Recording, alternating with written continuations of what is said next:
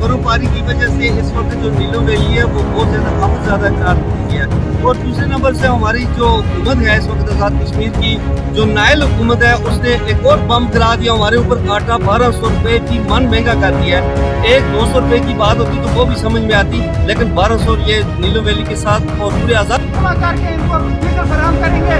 ये जो डीजल बेचते हैं वो बेचें, जिसको मर्जी है दें, लेकिन हम अपने चंदा से जमा करके इनको पैसे देंगे, ये फ्यूल देंगे, ये चलाएं। हमारी माएँ बहनें रोडों पे दलील ना हो, ताकि जो है ना इनको टाइम से कोई जो है ना सर्विस मिल सके। उसके अलावा जो आटे का इन्होंने बम हमारे ऊपर गिराया है, इसको फिर और बंद किया जाए, नहीं तो हम बेजाम हड़ताल करेंगे और हमें असेंबलियों का घेराव भी करना पड़ा, इंशाल्लाह हम करेंगे।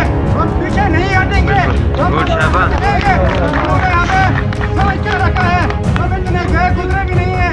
हर राय रोज हमारे ऊपर बम गिराए जाते हैं, हम इसका जो है ना बाइकाट करते हैं। हमारे ऊपर ये बम नहीं गिरा।